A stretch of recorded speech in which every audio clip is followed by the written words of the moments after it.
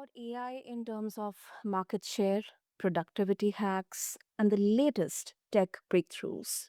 Yeah, ChatGPT 5 recently introduced. Yeah, right. We have all got that news. But listeners, beneath the numbers and algorithms and the latest additions, there's a quieter, more human question. Can AI actually help us grow, not just as professionals, but as people, but as humans? And if so, how does that conversation start when we are young? In today's episode of BizBlend Podcast with your host Sana, we are stepping away from the noise of AI hype and fear to explore how this technology might shape personal development and even the consciousness of the next generation. And joining me is Lee Russel, an AI strategist, best-selling author, and the rare voice who isn't afraid to separate the possible from the profitable and the beneficial from the potentially harmful. So, together, we are looking at AI not just as a business tool, but as a mirror, one that could reflect back both our biggest, greatest strengths and our blind spots as well. So, Lee, welcome to the show, and I'm really, really looking forward to this discussion. Thank you very much for having me, Sana. I really think this is an important discussion to be having. It's so easy to get drawn into, using AI for business, for work, but actually, how can we use this to develop ourselves? How can we um, become better humans with AI? And I think this is a much needed conversation. So I'm looking forward to diving in today. Totally, totally. And I don't want to go very dark, but we cannot even escape the reality, Lee. So there were recently a few news around how AI, and it's kind of the next level of deep fake. We talk about revenge porn. We talk about you know um, creating deep fake, and AI can do that so well. I mean, I'm seeing videos and pictures where it's just if we kind of brush it off or we just kind of casually look at them, it's quite difficult to make a distinction. So that is something that really, really kind of scares me, and especially for young adults, teens, and children. it, it is unfortunately a reality that every technology that we develop, as much as that technology brings new efficiencies, better ways of life, and gains to humanity, often that there is consequences to that technology. There's negatives that happen because that technology is introduced to society, and it takes a lot longer for the human brain to evolve and catch up with the changing technology that we have. Technology outpaces our evolution, and we've had this conversation about the internet and social media and the damage that's doing to young brains and even adult brains, for such a long time. And this is just another layer of that. And it's something that we have to look at, we have to address. I'm fascinated that in the world of technology, you can do great harm through your design decisions, your development decisions. Um, that if you were in other industries such as law or medicine, you would be held legally liable for the negligence that you have committed. And in technology, we don't have a similar mechanism to enforce good choices on these technology platforms. We've seen the damage platforms like Instagram have done with a very innocuous choice. Instagram for a long time, when I was working in safeguarding and helping this, with millions of students, to protect them online, Instagram allowed any account to send an image to any other account on the platform, which caused mass cyber flashing. And imagine the psychological damage that has been done to children across the world because some designers and developers sat in San Francisco, California, decided that it was okay to do that. and there's no accountability for that. So yeah, I think this is a very important conversation to have, son. Totally, totally. Yeah, you set up the base of the conversation perfectly, Lee. And with that, um, one of your core messages is about avoiding AI overreach. So, with kids, how do we strike that balance, using AI for curiosity and self-discovery without letting it replace the human messiness that's kind of part of growing up? I mean, we have seen this with social media, with internet, in fact with television as well. So what's your thought on this? I think it always comes back to education and um, informing those children of the dangers of technology. And this is difficult because we're going through a transitional period where maybe some parents, in terms of the internet and the damage that can be done to children through children's games, etc. Mm. We'd gone through a period where parents were very unaware of a lot of these dangers. You couldn't have a conversation around um, your social media platforms and speaking with strangers online because a lot of parents were just unaware at how dangerous that environment was for their children. Now, the conversation has advanced. I think parents still need to be doing much more to protect their children online and actually be held responsible and accountable for the devices that they give to their children and the protections that they put onto those devices. But in the case of AI in terms of psychological harm and bullying and things like this, I think I found in my role at Smoothall, where we were building these systems to keep children safe, we would have instances even back then before AI really kicked off, we would Mm. have instances of children trading, like coercing another student to send inappropriate images of themselves and then distributing them around their school or their community. And I think in all cases, um, we are better off to have frank and serious conversations with those children about the dangers of sharing images like that of yourself, the dangers of using technology to speak with strangers on the internet or to reveal personal information about themselves on the internet. Because I feel like sometimes, yes, children are children, and they struggle to make s- uh, uh, decisions for themselves oftentimes. But what I found in that role is when we did sit down with those children and had conversations with them about technology and the bullying and kind of psychological issues that they were maybe facing because of their internet usage, they actually had some very sensible and informed opinions about technology and its usage and concerns themselves. So I think we need much more open, much more frank conversations with children. Deepfakes are not going away. Is Pandora's box has been opened. And even if you ban all of the mainstream platforms that allow you to generate images, the technology is readily recreatable. We saw DeepSeek compete with OpenAI at a fraction of the cost, based on OpenAI's technology, right? It's the same thing with image generators. You can put all the safeguards in place that you want. There are going to be those who want to generate these types of images, and they will create these services to do it, and it will always exist in the underbelly of the internet. So we must inform our children as much as we can. Absolutely. That is super, super critical. And with this, I want to ask you, Lee, are there any warning signs parents or educators should watch for when AI is doing too much of the thinking?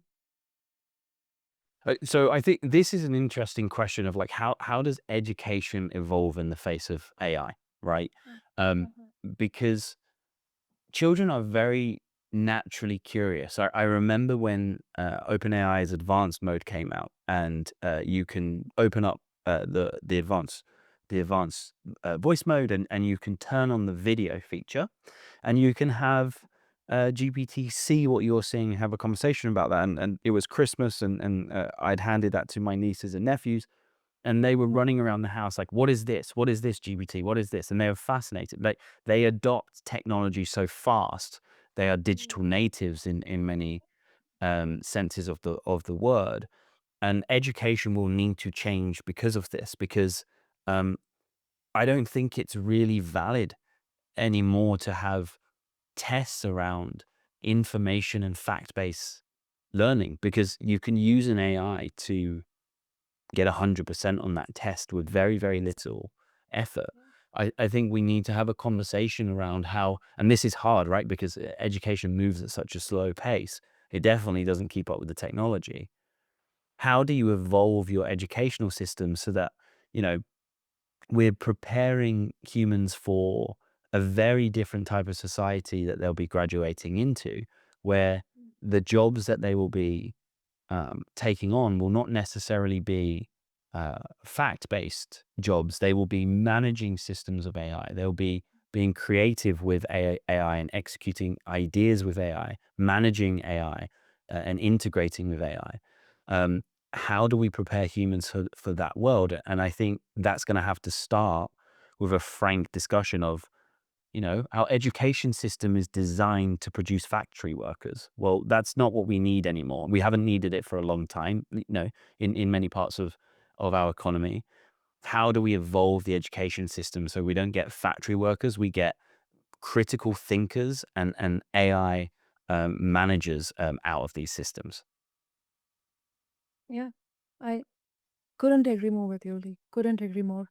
And I believe parents have such an essential role to perform. Not from um, a kind of a disciplinary perspective, but more from uh, a kind of friendly perspective. Mhm. uh, and I think these kind of conversations, as you mentioned, they really help in having that critical thinking, that reasoning, that what is good and what is bad, how It, I can control it. Hmm. it's fascinating. We used to work at Smoothwall with an organization called NewsGuard, and NewsGuard had a great idea, which was, although a flawed idea, I think, in many ways. But what NewsGuard did was to say, we will create a browser plugin that sits on top of your browser, and will literally color and put shields next to any news articles, and it's like live real-time fact checking. And they were saying, hey, we've got this group of journalists, and we'll evaluate these on in journalistic integrity, past track record, to try and solve one problem, which is children are very uncritical of the information that they receive online. So we did a ton of work on radicalization of students through online content. And when I say radicalization, I don't mean just becoming so radicalized they join something like a terrorist organization. I mean radicalization in terms of believing potentially dangerous, ulterior versions of history, misogynistic kind of thoughts and opinions, and potentially becoming more violent because of that, or being enamored in gang violence, etc. The thing that we found with all of that work is when when you give a child access to something like the internet or AI, a child has an unbelievable amount of questions about themselves, their family, the world, and they have a never-ending thirst for knowledge in many ways. If you can stand to encourage that, right? We've all had the annoying 4-year-old. Why? You get to a point where you say, I actually don't know the answer, and you've exhausted my knowledge. But AI doesn't get exhausted. It will always answer the why. So these systems, I believe, will be pretty addictive to children and young adults as they're on their learning journey. They can go down any educational rabbit hole that they want. But when we looked at radicalization, and I'm not suggesting that AI is going to radicalize students, and children across the board, although potentially is a risk of this, is that um, you don't become radicalized by reading one article. You don't watch one video and suddenly you become a Holocaust denier, or you believe in some kind of very violent ideology. That's not how it works. There's a trace, there's a pattern that plays out. And the pattern is, a small truth is consumed. You are encouraged to question sources of more um, mainstream authority. The gap is widened between what you know to be true and what you believe maybe uh, could be true, but the mainstream doesn't accept it. And it's in that gap that they get you to go down this journey of radicalization, bit by bit by bit. Propaganda doesn't function overnight. And so we need to be very careful with how we educate our children to be more critical of the information that they encounter, um, and how we have conversations with our children around what some of their beliefs are. What do they believe? What are they thinking? Because you can challenge that as a parent. You can help offer a different perspective and show why maybe some of the sources that they're listening to maybe are flawed. And radicalization exists in people's minds who think in absolutes, where there's no nuance in their opinion. It's my way or the highway.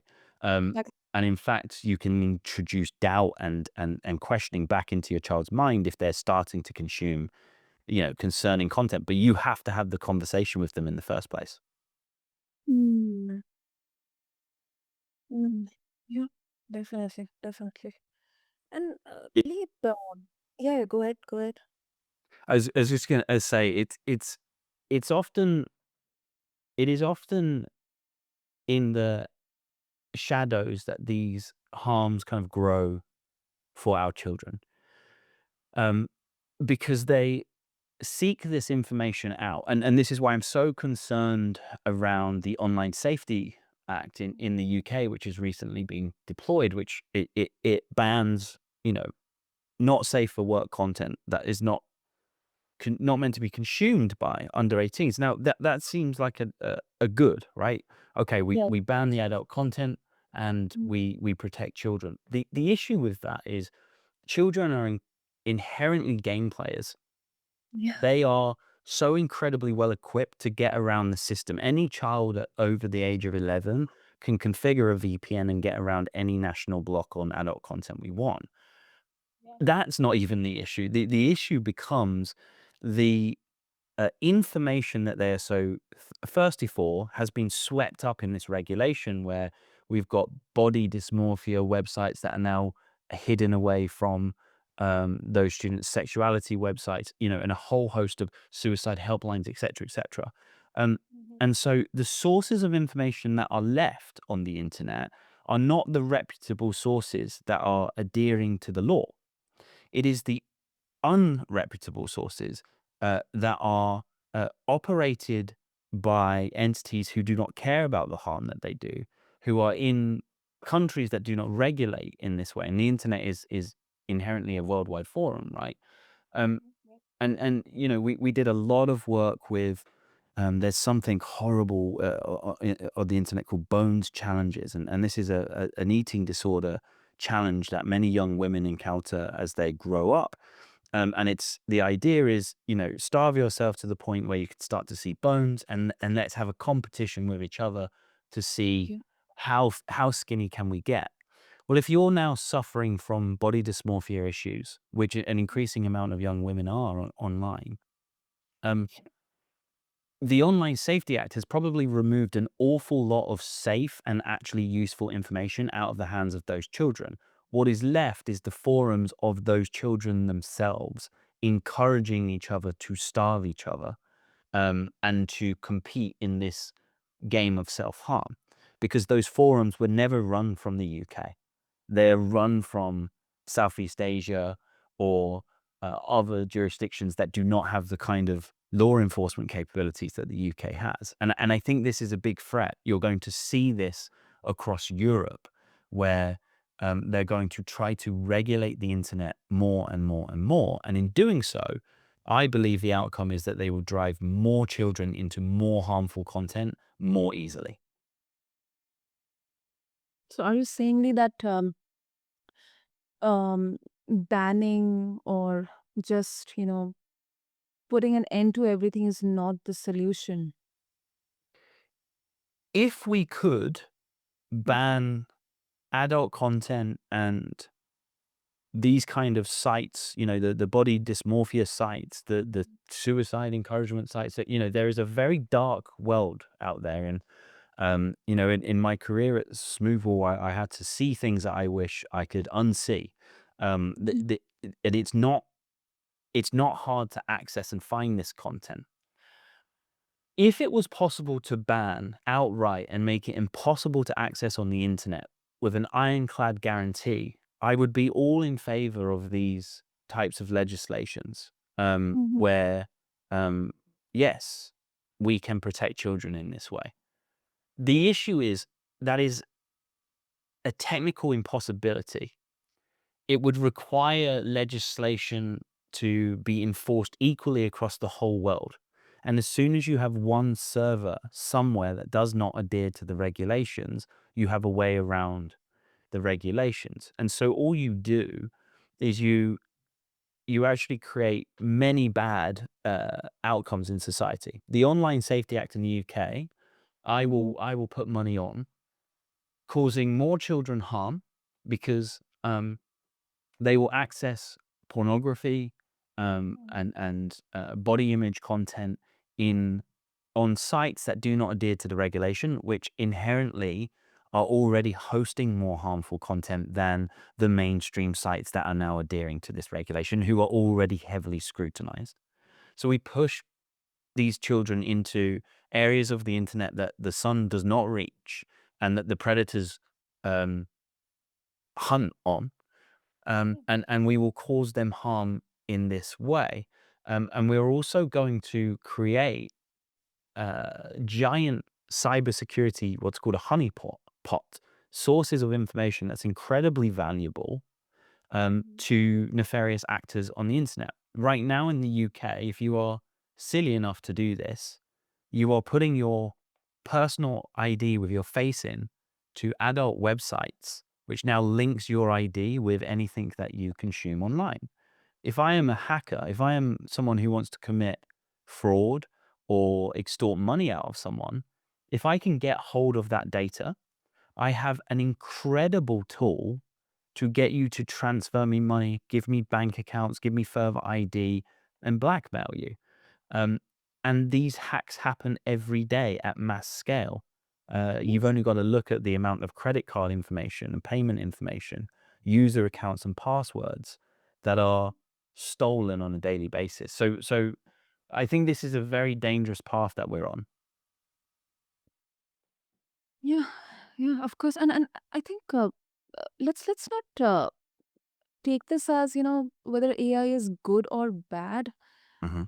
I think this is a call to think about how we want to use it.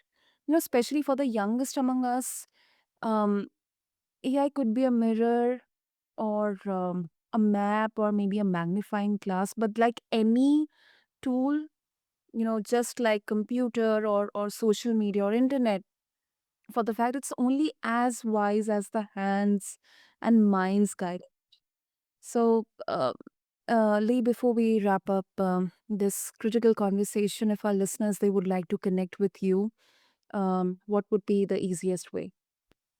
So we have a channel on YouTube called Minimal Viable Launch, and I'm often posting content around AI and its usages on LinkedIn, just under my name at Lee Russell.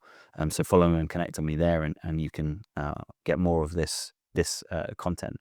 And I love your points, and I want to pick up on that around AI can be a mirror, it can be a tool, because um, that curiosity of children harnessed in the right way with the right parental guidance and an open mind, but one that arms them with the dangers that they are going to face on the in the world, as we do, and online, as we do with the dangers they face in the world.